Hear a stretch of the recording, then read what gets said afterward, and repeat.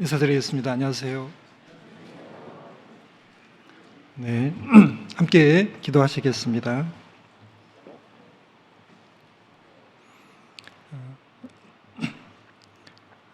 은혜와 사랑이 많으신 하나님 아버지 감사합니다. 오늘도 저희들에게 좋은 날을 허락해 주셔서 한자리에 모여 하나님의 말씀을 배우며 교제하게 해주셔서 감사드립니다. 저희들 특별히 저희들을 구원해 주시고 늘 함께 해주시며 은혜와 사랑을 더해 주시는 은혜에 늘 감사하며 살아갈 수 있게 해주시길 원합니다. 저희들을 위해서 이 땅에 오시고 또 십자가에 못 박혀 돌아가셨습니다. 저희들 하나님 알지 못하고 살아갈 때 하나님께서 먼저 저희들을 찾아오셨고 또 소망 없는 저희들에게 구원해 주시고 참된 소망을 주셔서 진심으로 감사드립니다. 구원받고도 부족하고 연약한 점 많지만 변함없이 사랑해 주시고 또 하나님의 뜻을 두시고 그 뜻을 저희들을 통해서 이루어 가심도 진심으로 감사드립니다. 저희들 살아가면서 하나님과 늘 동행하게 하시고 또 하나님을 더욱 사랑하며 섬기게 하시고 또 하나님과 함께하며 하나님의 일을 할 수 있도록 인도해 주시길 원합니다. 저희들의 삶의 부족함과 연약함 너무 잘 아시오니 크신 은혜와 사랑으로 저희들 함께해 주시고 지혜와 능력을 다하셔서 하나님의 뜻대로 바르게 살아가며 또 하나님의 일에 열심을 품을 수 있도록 도와주시옵소서. 저희들 각 가정에서 그리고 저희들 직장이나 학교에서 저희들의 삶에서 맡겨주신 많은 일들이 있습니다.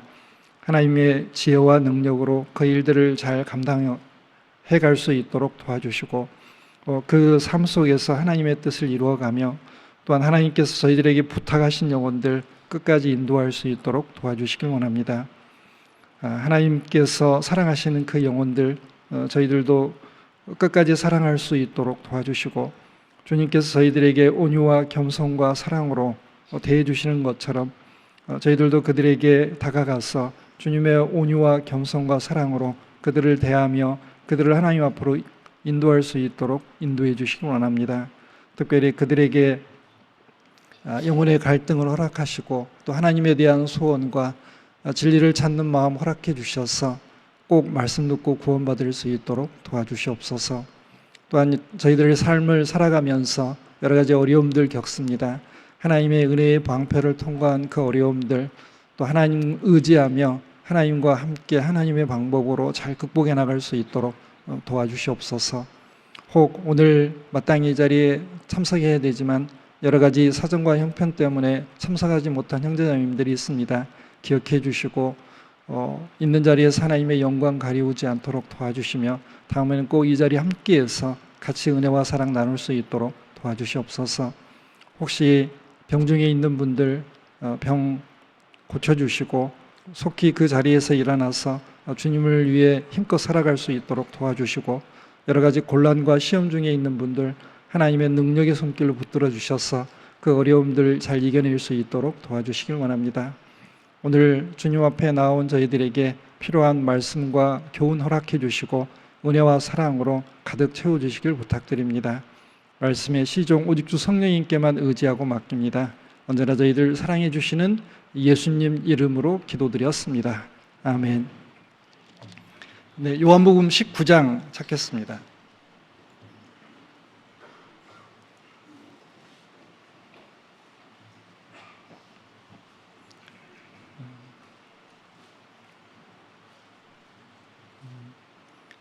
요한복음 19장 38절부터 42절까지입니다.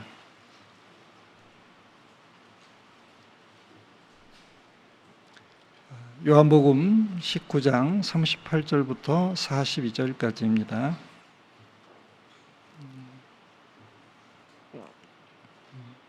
제가 읽겠습니다. 38절. 아리마대 사람 요셉이 예수의 제자나 유대인을 두려워하여 은휘하더니 2일 후에 빌라도더러 예수의 시체를 가져가기를 구하매 빌라도가 허락하는지라 이에 가서 예수의 시체를 가져가니라. 일찍 예수께 밤에 나와왔던 니고데모도 몰약과 침향 섞은 것을 100근쯤 가지고 온지라. 이에 예수의 시체를 가져다가 유대인의 장례법대로 그 향품과 함께 세마포로 쌌더라. 예수의 십자가에 못 박히신 곳에 동산이 있고 동산 안에 아직 사람을 장사한 일이 없는 새 무덤이 있는지라. 이날은 유대인의 예비일이요 또 무덤이 가까운 고로 예수를 거기 두니라. 거기까지 읽겠습니다. 오늘은 예수님의 제자인 아리마대 사람 요셉을 통해서 몇 가지 교훈을 받도록 하겠습니다. 이제 아리마대 사람 요셉은 성경에 나온 것처럼 이제 부자이고 존귀한 공회원이고 이제 하나님의 나라를 기다리는 사람이었는데 이제 평소에 예수님 살아계실 때는 예수님의 제자라는 것을 이제 숨기고 살았습니다. 자, 그런데 예수님이 이제 십자가에 돌아가시고 난 다음에 자기가 예수님의 제자였다는 것을 다른 사람들에게 알리고 특별히 예수님의 시체를 가져다가 이제 장례를 치렀습니다. 이제 이걸 통해서 우리가 예수님의 제자로서 어떻게 살아야 되고 그 예수님과 예수님의 죽음에 대한 태도가 어때야 되는지를 좀 간단하게 이제 살펴보려고 합니다. 여기 이제 아리마대라고 되어 있는데요. 이 찾아보니까 아리마대는 사무엘의 고향인 에브라임 산지의 라마다임 소빔이라고 이제 되어 있네요. 이제 여기 살던 사람인데 이제 성경 마태복음에 보면 이제 부자라고 했습니다. 이제 부자였고 그리고 마가복음에는 존귀한 공회원이다라고 되어 있습니다. 이제 공회원이라는 것은 이제 사내들인 공회의 일원이라는 뜻이고요. 이 당시 71명으로 구성이 되어 있었고 유대인들의 최고 통치기구였습니다. 그래서 이 사내들인 공회에서의 크고 작은 결정들이 이제 유대 국가 전체에 영향을 미쳤고 그리고 실질적으로 이제 그들이 통치를 했습니다. 물론 로마가 이제 예수님 당시에 로마가 이스라엘을 다스리고 있었지만 그 로마가 그 유대를 통치할 때 이 사내들인 공회의 어떤 통치하는 것을 인정을 해주고 특별히 이제 종교나 사법적인 기능이나 행정적인 기능들을 인정해주고 이제 통치를 했습니다. 이제 71명인데 보통은 이제 세 개의 그룹으로 이렇게 구성이 되어 있다고 합니다. 이제 첫 번째는 서기관들, 제사장들 그룹, 두 번째는 바리새인 그룹, 세 번째는 장로 그룹 이렇게 되어 있어서 그리고 이제 71명인데 의장이 있어야 되는데 이제 대제사장이 이제 겸임을 했다고 합니다. 그리고 이제 유대인들의 종교적인 그 여러 가지 일들을 이제 규율을 했고 혹시 이제 정치적인 문제가 있을 때는 치안 유지나 이제 어떤 사법적인 기능들을 담당을 했고 그리고 잘 아시는 것처럼 이 사내들인 공예의 위임을 받아서 이제 세리들이 그 세금을 거두어 가지고 이제 로마에 바치는 일을 이제 했습니다. 이제 요즘 우리말로 하면 국회의원 정도가 되고요. 이제 입법, 사법, 행정이 다 그 통치기구에 몰려 있었기 때문에 이제 강력한 권한을 가지고 있습니다. 그런데 이제 이분이 요셉이라는 분 그리고 니고데모도 공회원이니까 상당히 좋은 신분과 지위를 가지고 있었고 사회적으로도 어떤 명망이나 존경을 받는 이제 그런 위치에 있었습니다. 그리고 누가복음에 보면은 이 요셉이라는 사람은 선하고 의로운 사람이고 그리고 저희의 결의와 행사에 가타하지 않았다라고 되어 있습니다. 이제 선하고 의로운 사람이다. 아마 굉장히 착한 사람이었던 것 같아요. 저처럼 아마 착했을 것 같습니다. 이제 이게 좀 분위기를 환기시키기 위해서 말씀드렸고요. 착해지려고 노력하고 있습니다.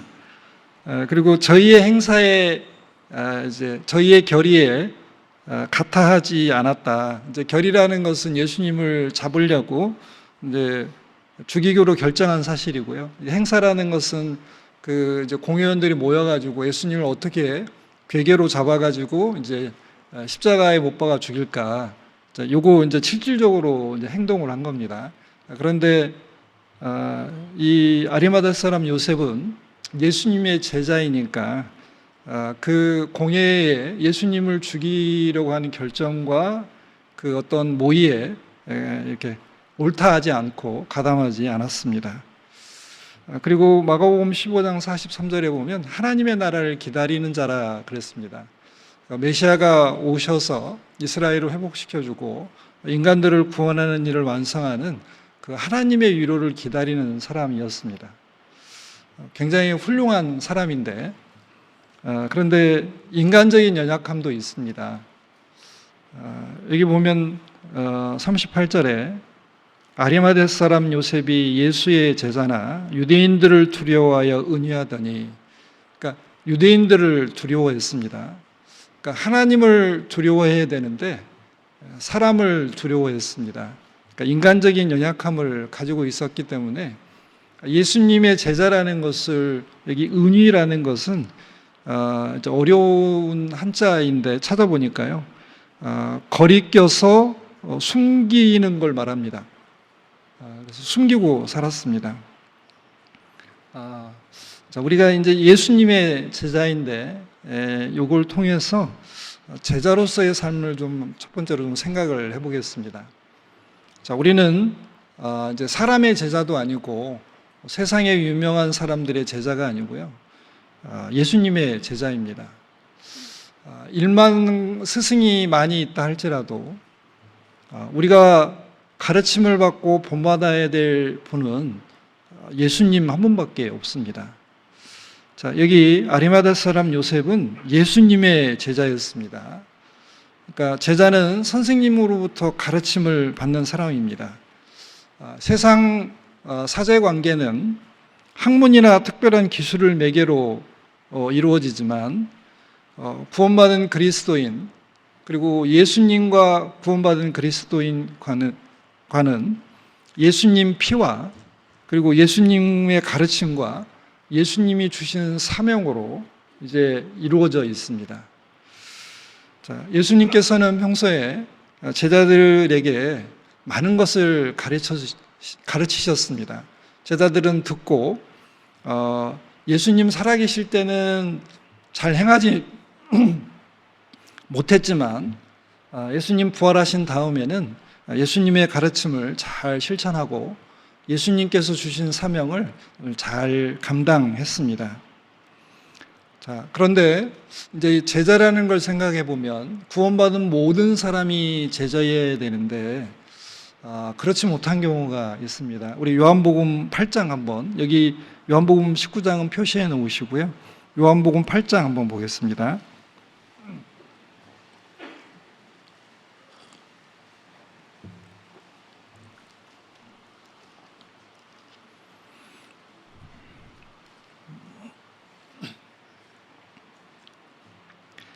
요한복음 8장 31절 32절입니다. 요한복음 8장 32절. 그러므로 예수께서 자기를 믿은 유대인들에게 이르시되 너희가 내 말에 거하면 참 내 제자가 되고 진리를 알지니 진리가 너희를 자유케 하리라. 자, 여기에 참 제자를 이야기하고 있습니다. 그러면 거짓 제자도 있다는 뜻이잖아요. 자, 우리가 구원받은 사람들은 이 세상 많은 사람들 중에 적습니다. 그러니까 적은 무리입니다. 자, 그러면 구원받은 사람들 중에 여기 말씀하신 것처럼 예수님의 말씀에 거하면서 예수님의 참된 제자가 된 사람들은 더 적습니다. 여기 말에 거한다라는 것은 예수님 말씀을 기억하고 살면서 실천하는 사람들이잖아요. 그러니까 순종하는 사람들입니다. 그리고 진리를 알지니, 그러니까 하나님 예수님의 모든 말씀이 진리이고 그 말씀을 통해서 우리가 구원받고 참된 자유를 얻었고 우리가 말씀대로 행하고 살아갈 때 이 세상에서도 참된 자유를 누리며 살아갈 수 있잖아요. 자, 가룟 유다는 12제자 중에 하나였지만 참된 제자가 아니었잖아요. 11명은 참된 제자였습니다. 자, 구원받았다는 것, 예수님의 제자가 된다는 것은 같은 것 같은데 약간은 다릅니다. 죄인이 예수님 십자가의 피를 믿음으로 구원받잖아요. 그 구원받은 겁니다. 그런데 제자가 된다는 것은 예수님과 인격적으로 올바른 관계를 맺고 그 관계를 계속 지속하면서 예수님을 배우고 따르고 섬기고 순종하는 것을 말합니다. 우리는 제자로서의 삶이 있습니다. 당신은 누구를 닮았습니까?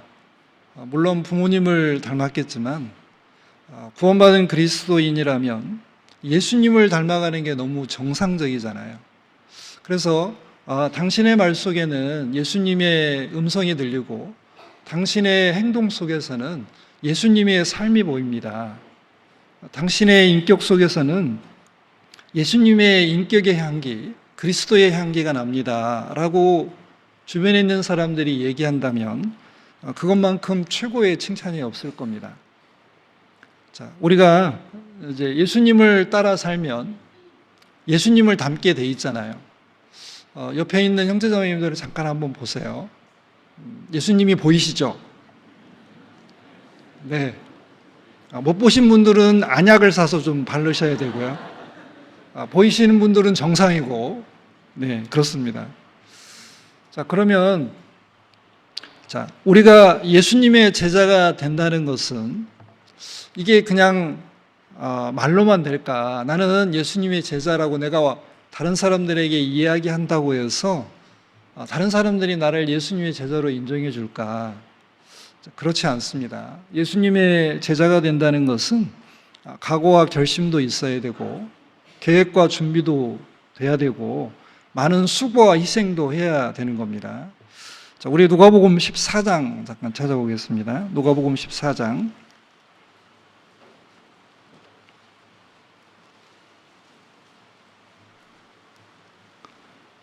26절부터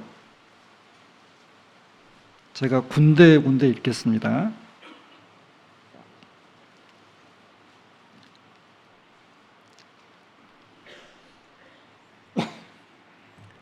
누가복음 14장 26절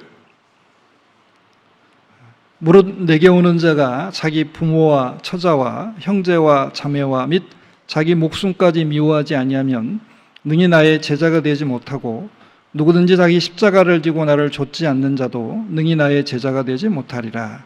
너희 중에 누가 망대를 세우고자 할진대 자기의 가진 것이 준공하기까지에 족할는지 먼저 앉아 그 비용을 예산하지 아니하겠느냐. 좀 건너뛰어서요. 33절 이와 같이 너희 중에 누구든지 자기의 모든 소유를 버리지 아니하면 능히 내 제자가 되지 못하리라. 소금이 좋은 것이나 소금도 만일 그 맛을 잃었으면 무엇으로 짜게 하리요? 땅에도 거름에도 쓸데없어 내어버리느니라. 들을 귀가 있는 자는 들을지어다 하시니라.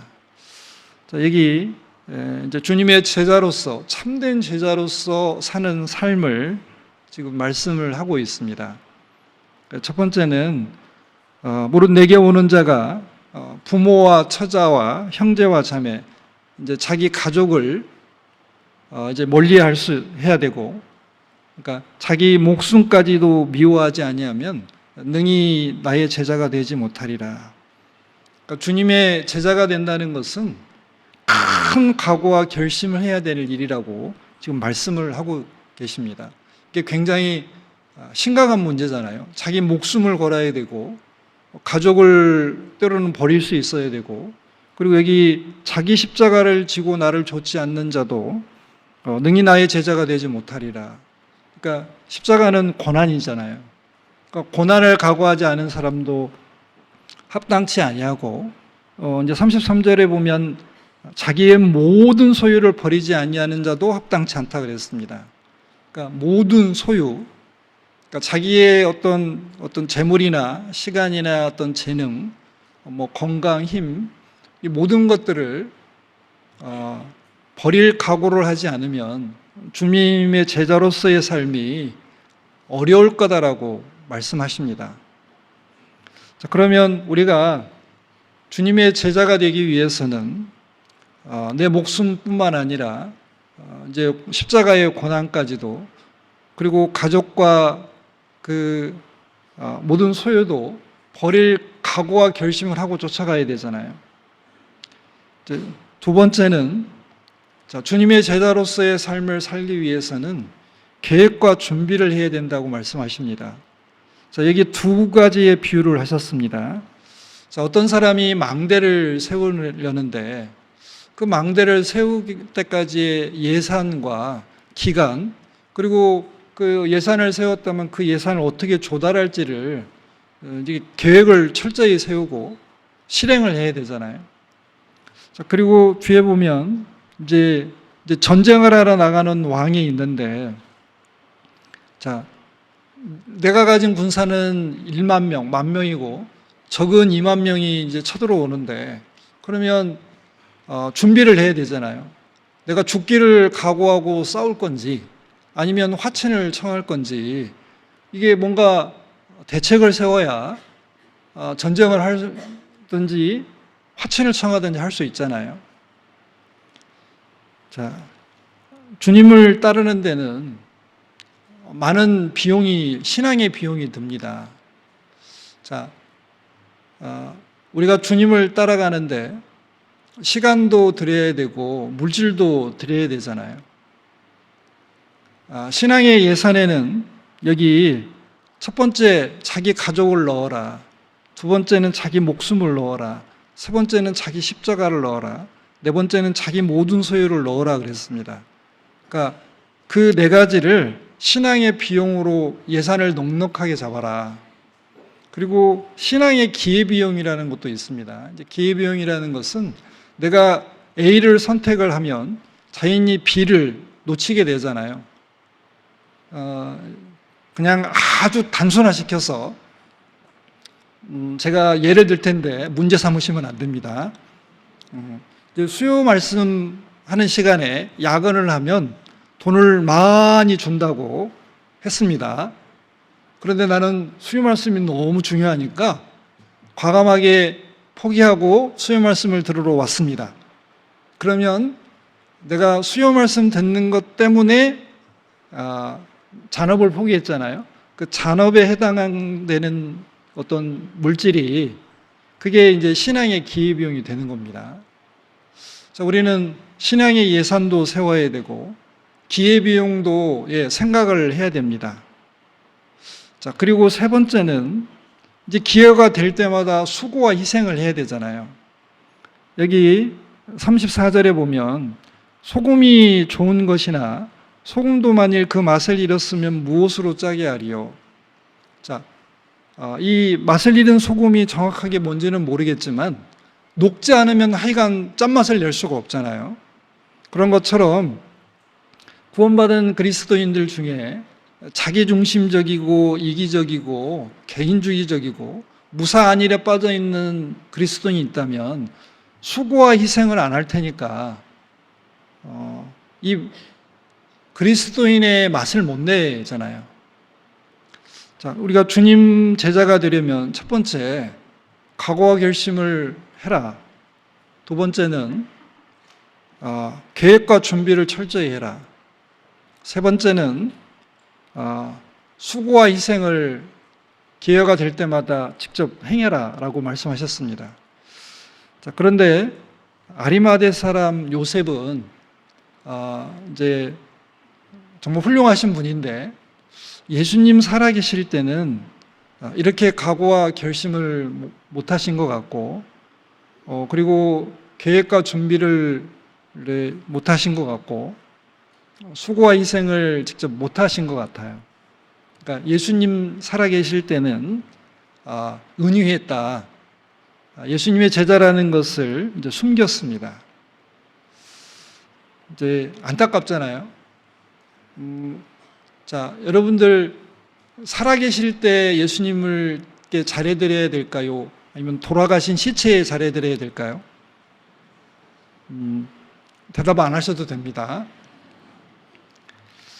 살아계실 때 존경과 사랑을 표현했더라면, 그리고 제자로서의 삶을 살고 다른 사람에게도 예수님을 자랑했더라면 참 좋았을 거잖아요.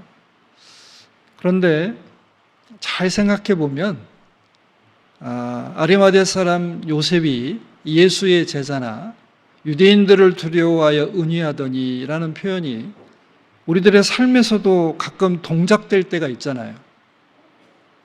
우리가 누구를 만나든지 어떤 자리에서든지 내가 그리스도인입니다, 나는 예수님 피로 구원받은 그리스도인입니다 라고 자랑스럽게 이야기해야 되는데 숨기는 경우 있잖아요.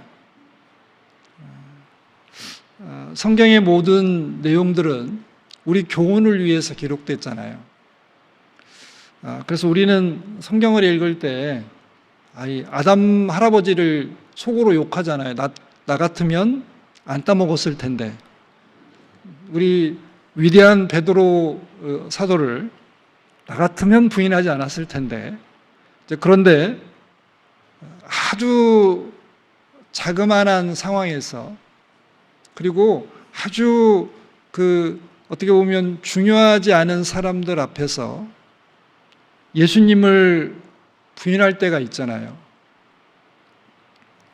자, 우리는 예수님의 제자입니다. 그것도 예수님이 십자가의 피로 우리를 구원해 주셨잖아요. 그러니까 예수님의 생명을 희생하시고 우리를 구원해서 자기 제자로 삼아 주셨습니다. 자, 예수님의 제자는 예수님께 배우고 예수님을 본받는 사람이고, 예수님의 제자는 예수님을 따르며 섬기는 사람이고, 예수님의 제자는 예수님을 위해서 모든 것을 희생할 각오가 되어 있는 사람이고요. 예수님의 제자는 예수님과 함께 운명과 고락을 같이 하는 사람들입니다. 그리고 예수님의 제자는 예수님의 명령을 실행하며 사는 사람, 순종하며 사는 사람들입니다. 자, 우리는 생각을 해봐야 될 것 같습니다. 자, 우리는 모든 면에서 예수님의 제자인가?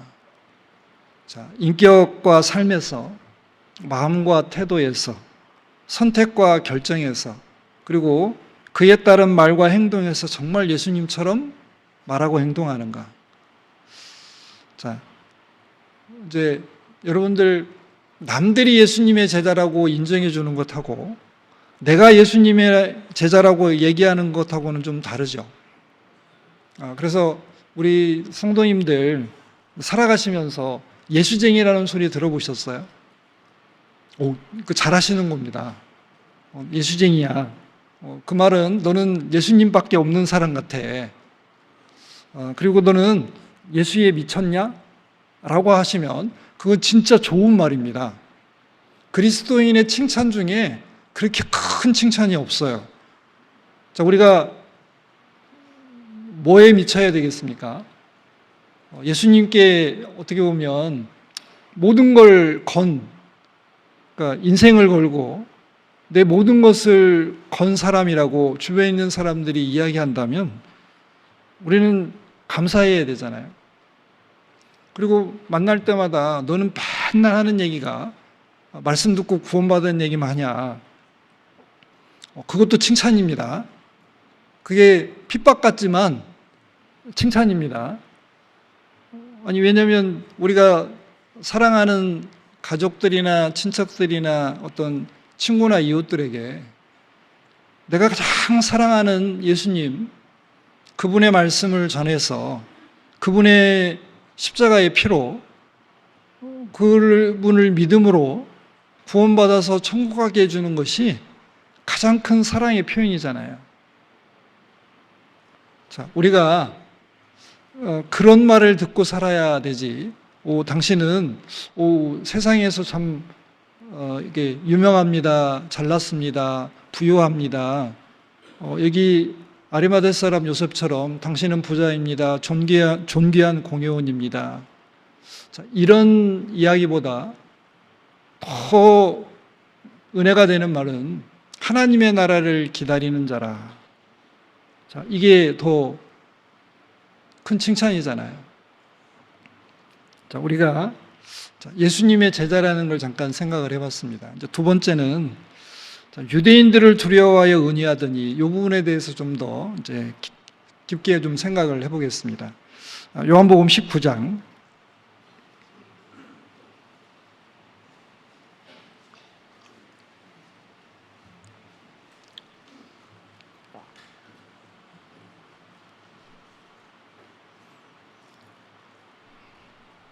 38절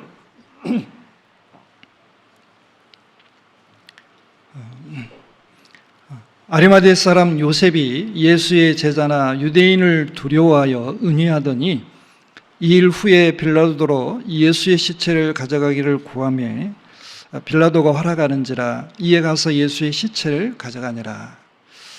두 번째는 유대인들을 두려워하여 의니했다. 잠언에 보면 사람을 두려워하면 올무에 걸려거니와 여호와를 의지하는 자는 안전하리라고 되어 있습니다. 그러니까 사람을 두려워했습니다. 자, 우리가 진정으로 두려워해야 될 분은 하나님이시잖아요. 예수님께서 몸은 죽여도 영혼을 능히 죽이지 못하는 자들을 두려워하지 말고 오직 몸과 영혼을 능히 지옥에 멸하시는 자를 두려워하라. 하나님 두려워하라고 했잖아요.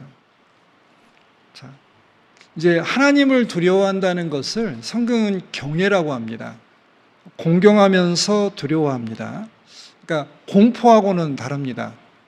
그러니까 공포는 이제 뭐 사람을 죽이려고 하거나 어떤 그 상처나 해로움을 받을까봐 이게 두려워하는 거, 그게 이제 그 어떤 성경이 말하는 두려움이 아니고요. 이제 공경한다. 그러니까 아버지와 아들 사이를 생각해 보시면 될 겁니다. 그러니까 아버지와 아들은 친구가 아니잖아요. 아빠 이리 와보세요. 어깨동무하고 이제 그러면 안 되잖아요. 그러니까 아버지와 아들 사이에는 공경이라는 게 들어가 있습니다. 왜? 질서상 아버지가 위고 자녀는 아래이기 때문에 이 공경을 해야 됩니다. 자, 유대인들을 두려워할 거냐, 그러니까 사람을 두려워할 거냐, 하나님을 두려워할 거냐. 그래서 성경은 하나님을 두려워하라고 했습니다. 그걸 경외라고 합니다. 자, 성경에 보면은 아브라함이 이삭을 드렸습니다. 그런데 창세기 22장에는 그러니까 아브라함이 이삭을 드리려고 한 다음에 네가 참으로 나를 경외하는 줄을 알았다 이렇게 되어 있습니다. 그러니까 경외라는 단어가 첫 번째 나오는 게 창세기 22장인데요. 자기의 사랑하는 독자보다도 하나님을 더 사랑했습니다. 그런데 사랑이라고 표현하지 않고 경외라는 단어로 표현했습니다. 또 하나는 이제 이집트에서 종살이를 하고 있을 때 그 남자아이를 죽이라는 명령을 했을 때 히브리 산파들이 하나님을 두려워해서 아이들을 살렸잖아요. 그 두려워하다가 경외라는 단어고 같습니다. 그러니까 이 세상의 눈에 보이는 이집트의 왕보다 절대 권력을 가지고 있었고 사람의 생사를 당장 결정할 수 있는 그 권세가 있는데 그 보이는 왕보다도 하나님을 더 경외했습니다. 두려워했습니다. 자, 근데 예수님은 우리가 무시하고 이렇게 소홀히 대해야 될 분이 절대 아니시잖아요. 자, 제가 여러분들 집에 신방 가면 어떻게 하셔요? 그럴 리는 없겠지만 생각을 한번 해보시고 여기 담임 목사님이 집에 신방 오시면 청소해요, 안 해요? 왜 해요? 그냥 뭐 이렇게 맞이하셔도 되는데 청소도 깨끗이 하고 그리고 음식도 준비하시고 이게 신방 받을 준비를 하잖아요. 자, 세상에 어떤 나와 관계된 나보다 나은 위치라고 생각하는 분을 집으로 모실 때도 준비를 하고 맞이해야 하는데 예수님은 만왕의 왕이시고 만주해 주십니다. 이분은 이 세상 어떤 권세보다도 더 높고 높으신 분이에요. 이 우주보다도 더 높으신 분이고 그분은 말씀으로 이 세상에 있는 모든 걸 창조하시고 보존하시는 분이고 그분의 입으로 사람들의 삶을 이제 심판하실 겁니다. 영원한 운명이 그분의 입의 판단으로 결정이 됩니다. 그런데 이분을 내가 숨기고 살아야 되냐? 그리고 그분은 나를 사랑하셔서 나를 위해서 십자가에 못 박혀 돌아가셨잖아요. 자, 아리마대 사람 요셉, 예수님의 제자라는 것을 숨겼습니다. 숨긴 이유를 잠깐 이제 추측해 보면은요, 혹시 예수님의 제자라는 게 알려지면 자신의 위신이나 그다음에 명성이나 어떤 이제 재산상의 손해나 아니면 그로 인한 어떤 고난이나 핍박이나 이제 처하의 경우에는 목숨을 잃을 수도 있잖아요. 자, 이런 거를 계산하지 않았을까?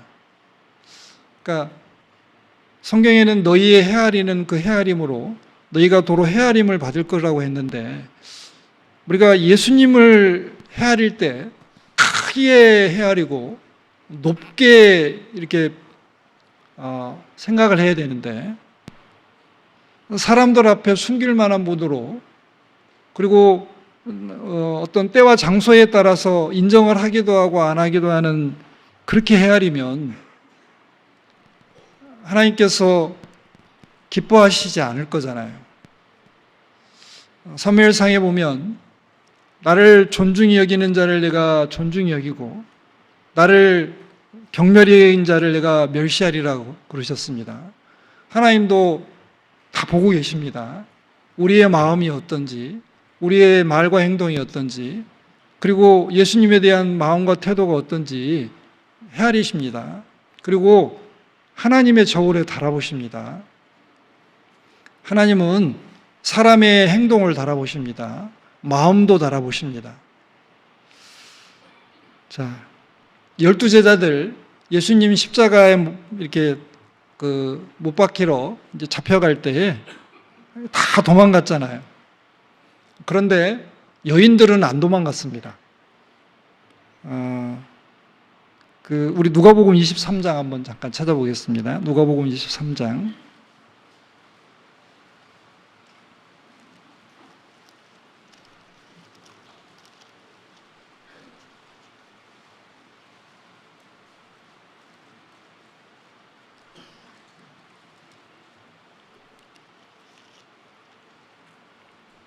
(55절) (56절입니다)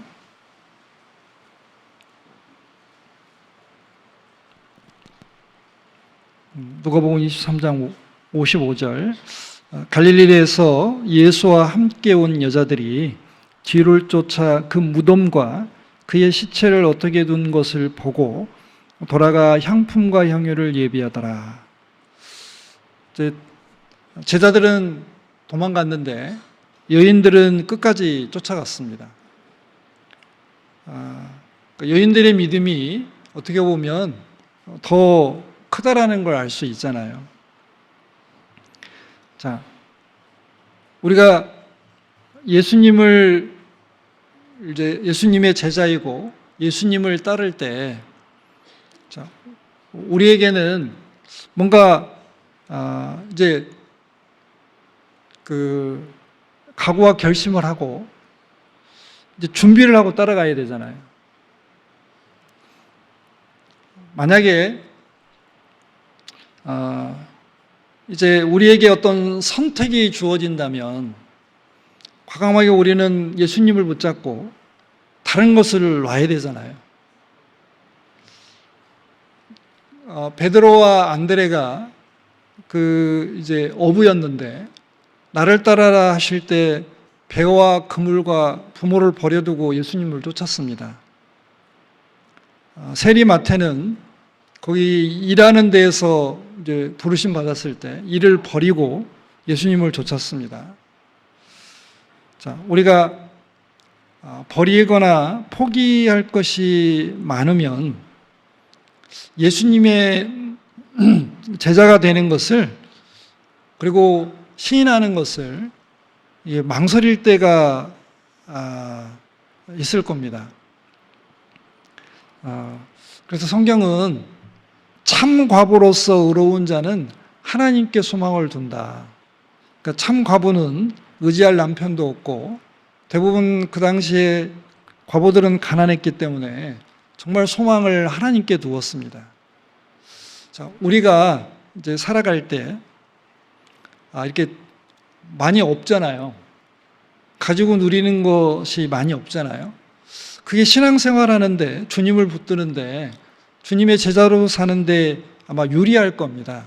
물론 많이 가지고 누리셔도 예수님의 제자가 되어서 잘 살아가시는 분들 있는데, 대부분 우리가 없었고, 그리고 이렇게 다른 사람에게 짓밟히고, 그리고 무시받고 힘든 일을 많이 겪을 때 정말 소망이 더 확실해지고 주님을 더 굳게 붙잡잖아요. 하나님께서 우리들 삶에서 그렇게 조정해 가는 것 같습니다. 자, 그리고 예수님이 누구신지를 좀 정확하게 알아야 됩니다. 그분이 누구냐? 자, 여러분들에게 시험지 나눠주고 예수님에 대해서 써보시오. A4 용지 한 장을 다 채우셔야 될 텐데 어떻게 자신 있으세요? 지금 나눠서 한번 시험 볼까요? 자, 누구를 만나든지 어떤 상황이든지 나를 사랑하신 주님에 대해서 이야기할 수 있어야 되잖아요. 자, 우리가 예수님을 대해서 연구하고 예수님과 대화를 많이 나누고 그 은혜의 보좌 앞에 나아가서 은혜를 많이 받아야 됩니다. 그러니까 예수님의 말씀 연구 많이 해야 되잖아요. 시간을 많이 투자해야 되고, 그리고 예수님이 사랑하는 형제자매님들과 함께하는 시간이 많아야 되잖아요. 그래야 주님을 더 배우고 주님께로부터 많은 것을 공급받을 수 있잖아요. 포도나무와 가지에 비유해서 가지가 포도나무에 붙어 있을 때 공급이 잘 되잖아요. 그래야 잎도 풍성해지고 꽃도 아름답게 피고 열매도 많이 맺잖아요. 그러니까 연결이 돼 있는 시간 많아야 됩니다. 그러니까 묵상하고 암송하고, 그리고 그분과 친밀한 사귐을 가지고 골방에 들어가서 또 대화를 하고, 이런 것들이 필요합니다. 자, 이게 성경에 보면은 이제 그 예수님이 누구신지를 모르는 이제 그 사람들에 대한 그걸 좀 엿보게 그 어떤 사건이 있는데요. 그 이제 다윗이 쫓겨다닐 때 그 나발이 사는 그 동네에 이렇게서 쫓겨다녔잖아요. 그래서 이제 그 양털을 깎는다는 소식을 듣고 이제 함께한 사람들이 꽤 많이 되니까 이제 먹을 게 필요하잖아요. 그래서 이제 은혜를 구하러 부하를 보냈는데, 이제 나발이라는 사람이 그러잖아요. 다윗은 누구고 이새의 아들은 누구냐? 큰일에 각기 자기 주인에게서 억지로 떠나는 종이 많도다. 그러니까 이 나발은 이름이 어리석은 자인데 다윗이 누군지를 모르는 거예요. 다윗은 하나님께 기름 부음을 받은 자고 차기 왕으로 하나님께서 선택한 사람이잖아요. 그런데 다윗이 누구냐 몰라요. 근데 아비가일은 알았잖아요. 그래서 칼을 차고 오는 다윗의 무리를 만나서 이제 엎드려 절하고 다윗에게 생명을 구하잖아요. 자, 예수님에 대한 그 어떤 지식이, 그러니까 예수님이 어떤 분이냐, 이게 너무너무 중요하잖아요.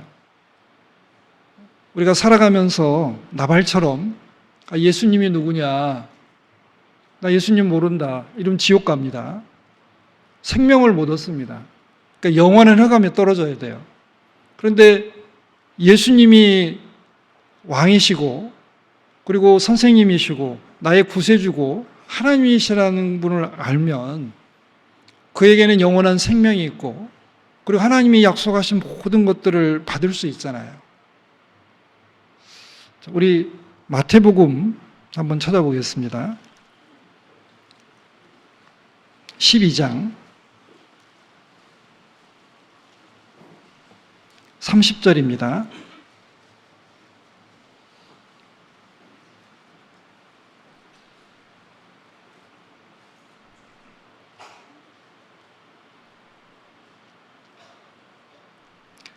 마태복음 12장 30절. 나와 함께 아니하는 자는 나를 반대하는 자요 나와 함께 모으지 아니하는 자는 해치는 자니라. 예수님 활동하실 때 예수님과 함께 하기를 원하셨습니다. 예수님은 모든 사람들이 자기와 함께 하기를 원했고 함께 모이기를 원하셨습니다. 자, 그러면서 나와 함께 아니하는 자는 나를 반대하는 자다. 나와 함께 모으지 아니하는 자는 해치는 자다. 자, 여기 함께 모이지 아니하고 해치는 무리가 예수님을 십자가에 못 박아 죽였잖아요. 자, 우리는 주님과 함께 해야 되고 주님을 찬송하는 자가 되어야 되고 주님과 함께 모여서 주님을 이롭게 하는 자가 되어야 되잖아요. 자, 우리가 연약함 때문에 이 세상에 살아가면서 예수님의 제자라는 것, 예수님과 관계되었다는 것을 숨길 수가 있습니다. 여기 마태복음 10장 32절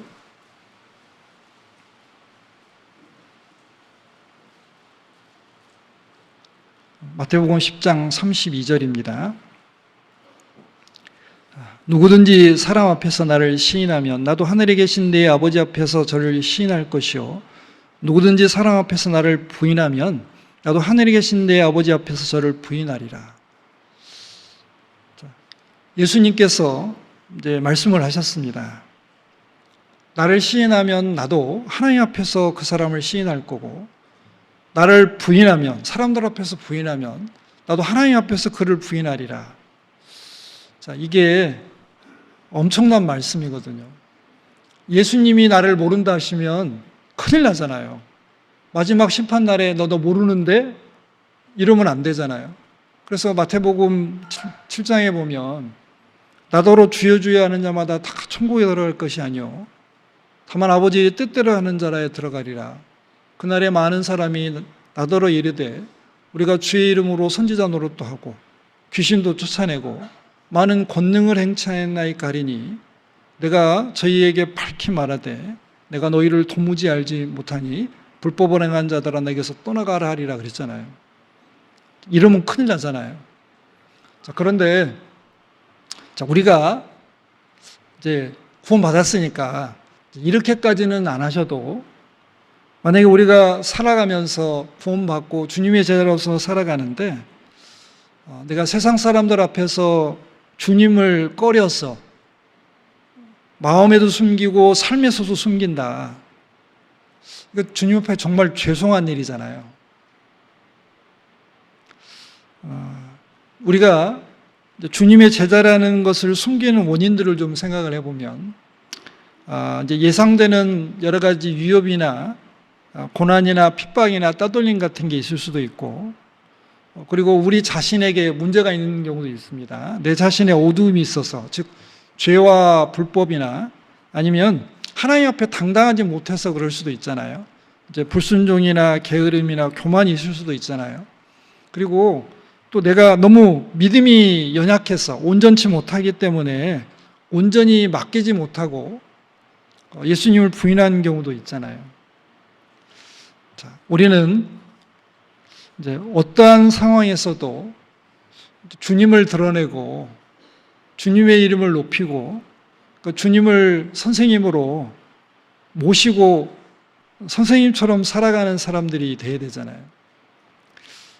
그래서 여기 아리마대 사람 요셉이 예수님의 제자나 유대인들을 두려워하여 은희하더니, 이게 참 교훈이 많이 되는 것 같습니다. 그런데 숨기고 살았으면 문제가 없는데, 이제 세 번째는 시체를 가져가기를 구해서 장례를 치렀습니다. 자, 요한복음 19장 돌아가 보겠습니다. 요한복음 19장 38절부터 읽겠습니다. 요한복음 19장 38절.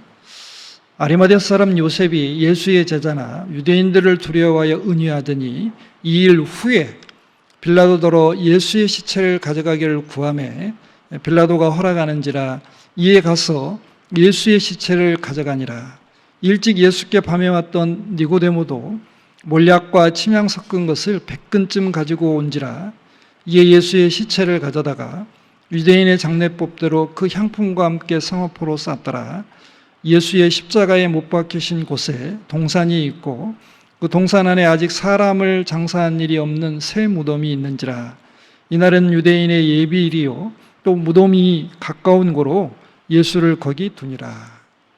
자, 2일 후에 이렇게 되어 있습니다. 이제 2일 후에라는 것은 숨기고 살다가 그냥 숨기고 잘 살았는데 예수님이 돌아가신 거예요.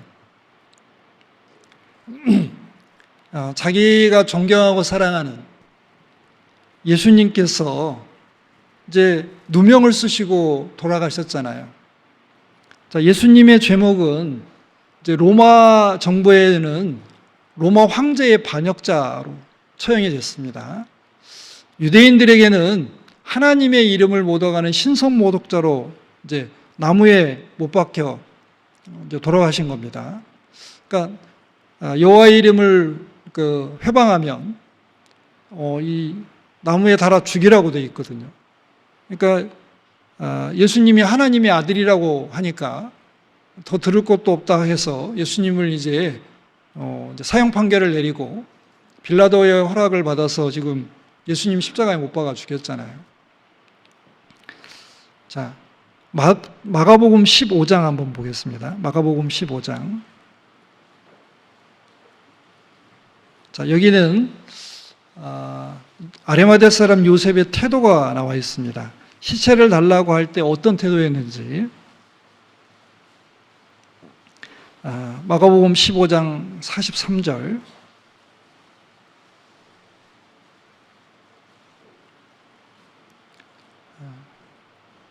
제가 읽겠습니다. 아리마대 사람 요셉이 와서 당돌이 빌라도에게 들어가 예수의 시체를 달라 하니 이 사람은 존귀한 공회원이요 하나님 나라를 기다리는 자라. 여기 보면 당돌이 달라고 했잖아요. 여기 당돌하다는 것은 이게 겁이 없는 거잖아요. 이렇게 지금 예수님 장례 치르려고, 그러니까 아무도 예수님 시체에 관심이 없었어요. 왜냐하면 너무 엄청난 죄목으로 지금 그 십자가형을 받고 돌아가셨기 때문에 예수님의 시체를 가져다가 장례를 치른다는 것은 자기의 어떤 정체를 드러내는 거잖아요. 나는 예수님과 관계된 사람이다. 예를 들면 예수님의 제자다. 아니면 예수님의 어떤 형제다. 이런 걸 다 만방에 알리는 그런 내용이잖아요. 자, 그런데 아리마대 사람 요셉은 예수님 살아계실 때는 잘 숨기고 살았어요.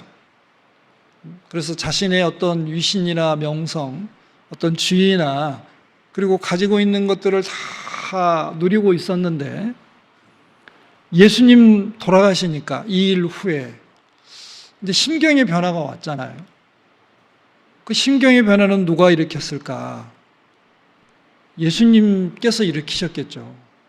또 성령이 역사하셨을 겁니다. 예수님의 제자라는 걸 끝까지 숨기고 살면 평탄한 삶이 계속될 텐데 예수님의 제자라는 것을 시체를 가져다가 장례를 치름으로써 모든 사람에게 알리는 그 순간부터는 예상되는 많은 어려움들이 있잖아요. 각오했을 겁니다. 그런데 자, 예수님 시체 달라고 할 때 빌라도에게 가서 당돌하게 얘기했습니다. 그러니까 다른 말로 하면 담대히 시체를 달라고 했다는 뜻입니다. 자, 우리가 이제 예수님과 이제 이 시체를 장례를 치르면서 이제 예상되는 어려움은 이제 로마의 반역자의 무리에 속하는 거고요. 그 다음에 예수님이 십자가에 이제 저주를 받아 죽었으니까 이제 나사렛 이산의 괴수라고 바울 사도를 지칭했기 때문에 신앙적으로 보면 나사렛 이단의 무리에 속하는 거잖아요. 그러니까 베드로도 예수님과 연결이 되면은 자기도 혹시 죽을까봐 처벌을 받을까봐 예수님을 부인하고 맹세하며 부인하고 저주하며 부인했잖아요. 자, 그런데 아리마다 사람 요셉은 예수님 시체 앞에서 자신이 예수님의 제자라는 걸 드러냈습니다. 자, 평소에는 유대인들이 두려워서 이제 숨어 다녔지만 예수님의 마지막 순간, 그 누구도 돌보지 않는 그 시체 앞에서 시체가 되신 예수님에게 어떻게 보면 결단을 했을 거고, 그러니까 최대의 존경과 사랑을 표현을 했습니다. 자, 아마 아리마대 사람 요셉에게는 평상시에 예수님을 제자라는 걸 숨기고 산 것이 이게 찔림이 됐을 수도 있잖아요. 양심의 가책이 될 수도 있습니다. 그래서 예수님 돌아가신 다음에 아마 그 어떤 선한 양심을 따라서 예수님의 시체를 이제 장사 지냈을 겁니다. 이제 어떻게 보면 이게 모든 걸 걸어야 되잖아요. 이제 우리가 예수님 죽음 때문에 살아난 사람들이잖아요. 예수님 십자가에 안 돌아가셨으면 우리는 죄 용서 못 받을 거고, 그리고 우리는 희망이 없잖아요. 그러니까 예수님이 십자가에 죽었기 때문에 나는 살아났습니다. 그리고 예수님은 생명을 희생하셨습니다. 그것 때문에 나는 새 생명을 얻고 새 삶을 얻게 됐고 참된 소망을 가지게 됐잖아요. 자, 예수님의 죽음에 대한 태도가 어떠냐? 그리고 이 복음의 핵심은 예수님께서 나를 위해 십자가에 못 박혀 돌아가셨다. 내 대신 내 죄값을 십자가에서 다 치르셨다. 나는 그걸 믿기만 하면 된다. 이게 복음의 핵심이잖아요. 그러니까 복음의 핵심에는 예수님의 죽음과 부활이 들어가 있는 겁니다. 그러니까 예수님의 시체를 근거로 한, 시체를 다른 말로 하면 예수님의 죽음이잖아요. 자, 예수님의 시체가 되었어야 돼요. 그리고 무덤에 3일 동안 내려가셨습니다. 그 무덤에 내려가셨기 때문에 우리는 무덤에 이제 내려가도 천국에 갈 수가 있잖아요. 자, 우리가 좀 이제 살아가면서 이걸 통해서 좀 담대해질 필요가 있는데, 뭐 어떻게 담대해져야 되냐? 자, 예수님이 죽고 부활한 것 때문에 나에겐 모든 것이 이제 은혜로 허락이 됐잖아요. 내가 죽어도 다시 살고, 그리고 신령한 몸으로 변화되고, 그리고 영원한 천국에서 영원한 영광을, 영원한 기쁨과 행복을 누릴 수 있도록 다 약속해 주셨잖아요. 자, 그러면 우리도 좀 예수님 그 시체 앞에서 아리마대 사람 요셉이 당돌해진 것처럼 우리도 세상 사람들에게 좀 담대할 필요가 있잖아요. 그래서 우리가 죽기밖에 더 하겠냐. 죽을 각오로 한 사람은 정말 무섭잖아요. 원한을 품은 사람도 무섭고 뜻을 정한 사람도 무서운데 죽기를 각오한 사람이 제일 무섭잖아요. 자, 그러면 우리가 죽으면 끝이냐? 아니잖아요. 죽으면 영원한 생명으로 부활해서 영원한 천국에 들어갈 거니까. 자, 우리의 담대함에는 근거가 있잖아요. 자, 우리가 좀 담대함이 필요할 때는 이제 믿지 않는 자들 앞에서 내가 예수님의 제자입니다라는 신앙 고백을 할 때 좀 담대해야 되고요. 또 죄의 유혹을 물리칠 때 난 예수님의 제자니까 그렇게 하면 안 되죠. 그리고 우상을 물리치고 생명을 구원하기 위해서 그러니까 에스더처럼 죽으면 죽으리다 하고 정말 아하수에로 왕에게 나아가는 그런 담대함도 필요하잖아요. 그리고 우상을 섬기라고 누가 하나님을 버리라고 압력을 넣으면 우리는 그럴 수는 없잖아요. 다니엘의 세 친구처럼 우상에게 절하라고 했을 때 우리는 그렇게 할 수 없습니다. 아마 우리가 풀무불에 던져져도 하나님이 건져주실 겁니다. 근데 그리 아니하실지라도 우리는 절대 그렇게 할 수 없습니다. 자, 그리고 하나님을 섬기고 대적자들 앞에서 그리고 복음을 전할 때 그리고 혹시 순교의 자리가 허락되면 순교의 자리에서 우리는 담대해질 필요가 있잖아요. 이제 예수님의 그 시체에 대한 요구를 통해서 또 다른 교훈을 생각을 해보면요. 자, 우리가 예수님 살아계실 때 예수님을 인정하고 예수님의 제자라는 걸 밝히는 것은 뭔가 이득이 있잖아요. 예를 들면 내가 병에 걸렸는데 예수님이 병도 고쳐줄 수 있고 그리고 예수님의 능력이 있으니까 오병이어의 기적도 일으키셨고 그리고 많은 권능을 행했잖아요.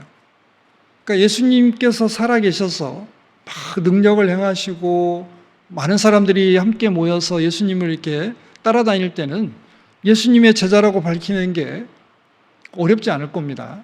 물론 유대인들을 두려워해서 아리마대 사람 요셉이 꺼렸지만 달리 생각해보면 인정할 수도 있잖아요.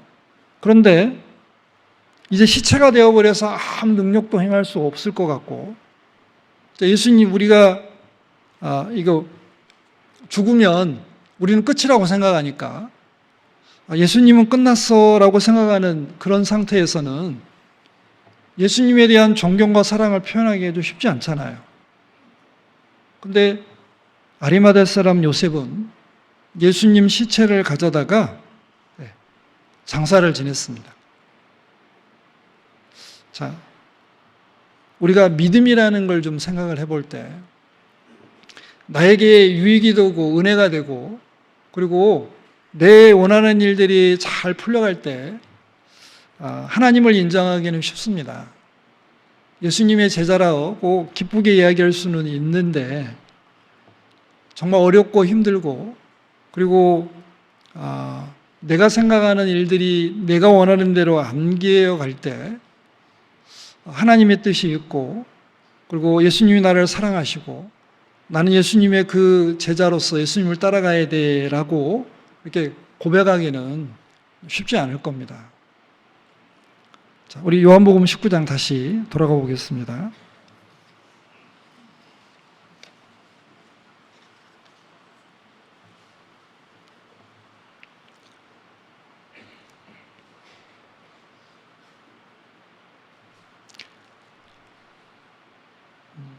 38절 제가 다시 읽겠습니다. 자, 아리마대 사람 요셉이 예수의 제자나 유대인을 두려워하여 은희하더니 2일 후에 빌라도로 예수의 시체를 가져가기를 구하매 빌라도가 허락하는지라 이에 가서 예수의 시체를 가져가니라. 일찍 예수께 밤에 나왔던 니고데모도 몰약과 침향 섞은 것을 100근쯤 가지고 온지라. 예수의 시체를 가져다가 유대인의 장례법대로 그 향품과 함께 성포로 쌌더라. 자, 여기 예수님의 시체를 가져다가 이제 아리마대 사람은 정한 세마포로 쌌고요. 그리고 자기가 들어가려고 준비한 무덤에 예수님을 이렇게 안치했습니다. 자, 니고데모도 요한복음 3장에 보면 다른 사람들을 무서워해서 대낮에 못 찾아오고 밤중에 찾아와서 예수님과 대화하잖아요. 자, 그런데 이제 니고데모도 예수님이 돌아가셨다는 소식을 듣고 이제 몰약과 침향 섞은 거 100근인데요. 이게 한 34kg 정도 되는데요. 이제 이 정도 양은 이제 왕족이나 귀족들에게 그 시체를 이렇게 처리할 때 사용하는 양이래요. 그러니까 이 니고데모는 아마 예수님을 자신의 왕으로 인정하고 정말 존귀한 분으로 생각해서 최대한의 존경을 표현했습니다. 자, 여기 아리마대 사람 요셉은 다 함대에 가가지고 예수님의 시체를 모셔왔고 세마포로 쌌습니다. 니고데모는 거기다가 향품을 준비해 와서 이제 시체를 이렇게 그 장례를 치르고 무덤에 넣었습니다. 자, 이걸 보면 예수님의 죽음을 기념하는 사람들이 참 많잖아요. 굳이 안 해도 되는데 예수님의 죽음을 기념하기 위해서 자기 시간도 내고 비용도 내서 그리고 물질도 사용하고 그리고 자기의 모든 것을 거기에 쏟아붓는 사람들이 있습니다. 자, 우리 성찬식의 의미 아시잖아요.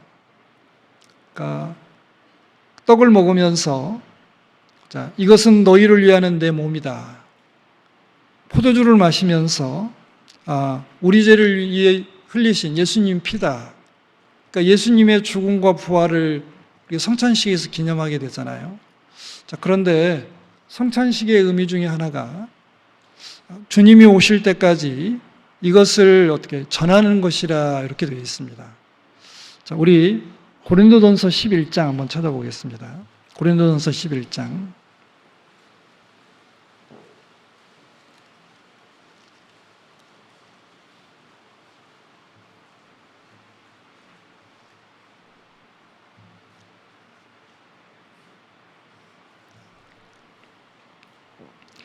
고린도전서 11장 26절.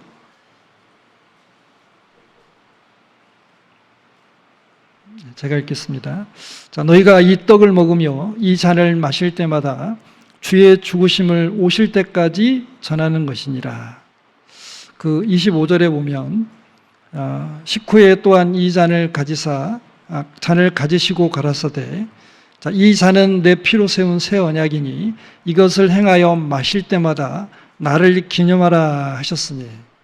그러니까 성찬식은 예수님의 시체를 기념하는 겁니다.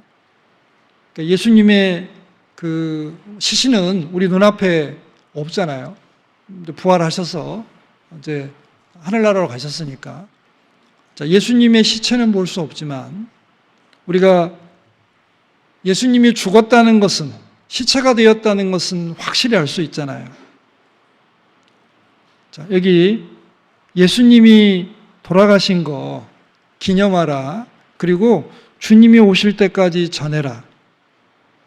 자, 그러면 이제 우리가 오늘 이렇게 예수님 지금 시체에 대한 이야기를 하고 있으니까 연결해 보면 이 복음이라는 것이 예수님 시체를 기념하는 거잖아요. 왜 돌아가셨냐? 그 의미를 깨닫는 것이 구원이잖아요. 그러니까 예수님이 시체가 된 이유가 나 때문이라고 연결시키면 천국 가는 거고요. 연결 못 시키면 안타깝지만 천국 못 가잖아요. 십자가에 예수님 돌아가실 때 두 명의 강도가 이제 같이 죽어가고 있었는데 한 강도는 예수님 돌아가실 때 자기 영혼을 부탁했습니다. 예수님 당장 받아서 천국에 데려가셨잖아요. 그런데 다른 쪽 강도는 끝까지 예수님 관계를 안 맺었잖아요. 자, 예수님 돌아가신 게 그 강도의 죄도, 연결 안 시킨 강도의 죄도 용서해 주신 거잖아요. 자, 우리가 복음을 전할 때 예수님이 나를 위해서 십자가에 못 박혔습니다. 이게 제일 중요한 메시지잖아요. 그리고 우리 복음 전할 때 예수님 논리적으로 온 세상 죄 위하시고 이렇게 우리의 죄를 위하실 때 내 죄 용서해 주는 것도 믿는 게 너무 당연한데 그거 못 깨달으면 뭐라고 핍박하세요? 그것도 몰라? 그것도 못 깨달아? 이렇게 쉬운 것도 몰라? 이렇게 되잖아요. 어려운 게 아니잖아요. 자, 예수님의 이 죽음을 어떻게 보면 우리 믿음의 핵심이잖아요. 그리고 우리 신앙생활의 핵심이 뭐예요? 예수님 죽으신 게 나를 위해 죽으신 거고 예수님이 수고하고 희생하신 거니까 나도 예수님처럼 수고하고 희생하고 그리고 나는 날마다 죽노라고 바울 사도가 얘기한 것처럼 내가 죽어가는 게 옛날 나를 죽이고 새 생명이 나로 태어난 새 사람이 자라가는 게 신앙생활이잖아요. 자, 우리는 이제 예수님의 제자로서의 삶이 특별히 어느 때 잘 나타나냐면 복음 전할 때잖아요. 전도할 때.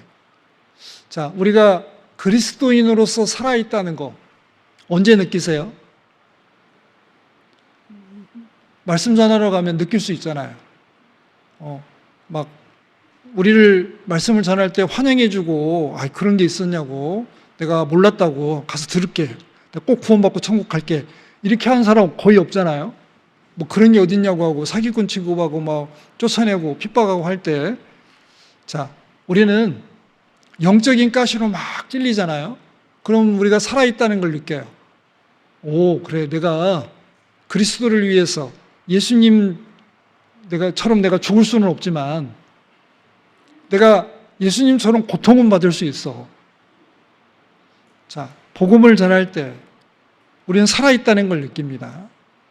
그리고 우리가 예수님처럼 예수님의 제자가 된다. 핵심에 뭐냐면 내가 죽어야 되잖아요.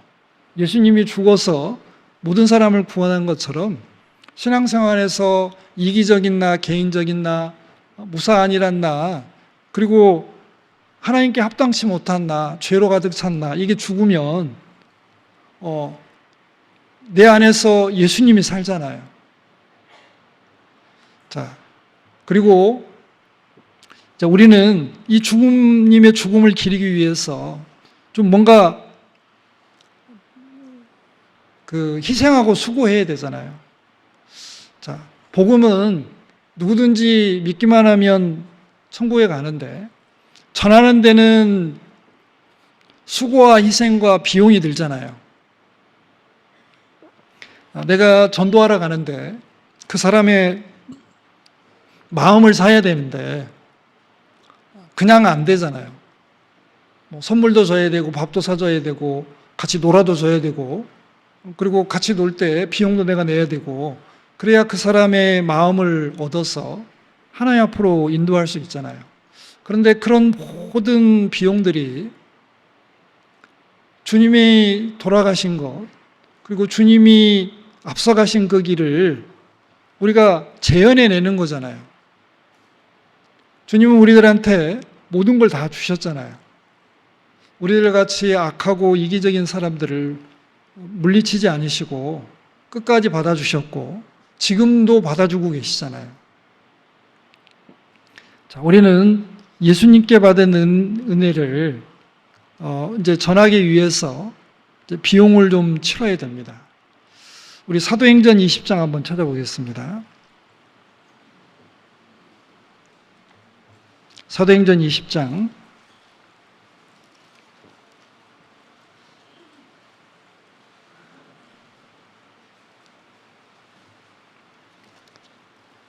24절, 사도행전 20장 24절.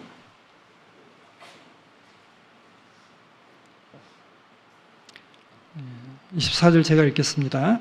자, 나의 달려갈 길과 주 예수께 받은 사명 곧 하나님의 은혜의 복음 증가하는 일을 마치려 하면은 나의 생명을 조금도 귀한 것으로 여기지 아니하노라. 바울 사도는 예수님의 그 죽음과 부활, 그 복음 전하는 일에 자기 생명을 조금도 귀한 것으로 여기지 않았다. 그러니까 예수님 그 제자로서 선생님이 하신 일도 전하고, 그리고 선생님처럼 살아야 되는데 예수님이 십자가에 돌아가신 것처럼 바울 사도도 이 은혜의 복음 증거하는 일을 위해서 내 생명도 거기에 갈아 넣겠다. 이런 각오로 복음을 전했는데 실제로 바울 사도 로마에 가서 참수당하잖아요. 복음 전한 것 때문에. 베드로 사도도 자기가 부인했던, 죽을까봐 겁냈던 예수님의 이제 관계를 예수님이 다시 회복시켜진 이유로 예수님의 사랑이 베드로를 회복시켰잖아요. 네가 나를 사랑하느냐라고 물어보시고 사랑한다고 3번 고백하니까 양을 맡기셨습니다. 그래서 베드로 사도도 평생 이제 주님의 그 죽으심과 부활하신 복음 전하다가, 그리고 주님의 몸된 교회를 세우는 일을 하고 결국에는 십자가에 거꾸로 못 박혀 죽었잖아요. 자, 주님께서는 우리들에게 주님을 닮기를 원하십니다. 모든 면에서 닮기를 원하세요. 아버지가 자녀들이 자기를 닮기를 원하는 것처럼 하나님도 우리가 자신을 닮기를 원하십니다. 그리고 예수님께서는 선생님으로서 우리들이 어떠한 삶을 살아야 되는지를 다 보여주셨잖아요. 그래서 예수님처럼 살면 됩니다. 자, 아리마대 사람 요셉, 니고데모는 그 이후의 삶이 안 나와 있지만 아마 짐작컨대 예전처럼 그런 지위를 가지고 누리지는 못했을 것 같아요. 왜? 예수님과 연결된 걸 많은 사람이 알았었고, 이제 예수님이 이게 그 로마의 반역자와 하나님을 못 어간 사람으로 이제 돌아가셨기 때문에 어떻게 보면 예수님과 함께하는 무리라고 해서 아마 지위를 박탈당했을 수도 있고, 그리고 많은 어떤 고난과 핍박을 받을 수도 있을 겁니다. 그런데 아리마대 사람 요셉의 선택이 하나님의 관점에서, 영혼의 관점에서는 잘한 거잖아요. 내가 이 세상에서 많은 걸 포기했더라도 주님을 붙잡아야 되는데 주님을 붙들었잖아요. 주님과 연결이 됐잖아요. 그리고 자신의 남은 모든 삶이 아마 주님의 죽음과 연결이 다 됐을 겁니다. 하나님은 그런 사람들의 삶을 기뻐하시고 정말 그 산 제사로 드리는 삶이기 때문에 우리가 번제나 이런 제사를 드릴 때 하나님이 흠양하셨다고 했는데, 자, 너희 몸을 하나님이 기뻐하시는 거룩한 산 제사로 드리라 할 때 그렇게 드린 삶을 정말 흠양하셨을 겁니다. 자, 우리가 주님을 위해서 뭔가를 드려야 되잖아요. 그러니까 뭔가를 해야 되는데 주님의 제자로서 삶을 살아가면서 주님이 부탁하신 일을 하면 되잖아요. 여기 아리마대 사람 요셉은 자신의 재물과 지위와 명예와 권세를 예수님께 드렸습니다. 니고데모도 자신의 지위와 명성을 아마 예수님께 드렸을 겁니다. 자, 세마포를 살려면 돈을 지불해야 되고, 무덤을 살려고 해도 비용이 지불이 돼야 되잖아요. 그런 것처럼 우리가 예수님의 제자로서의 사는 삶에는 반드시 각오와 결심도 필요하고, 그리고 계획과 준비도 있어야 되고, 수고와 희생도 해야 됩니다. 자, 우리 마가복음 10장 보고 마치겠습니다.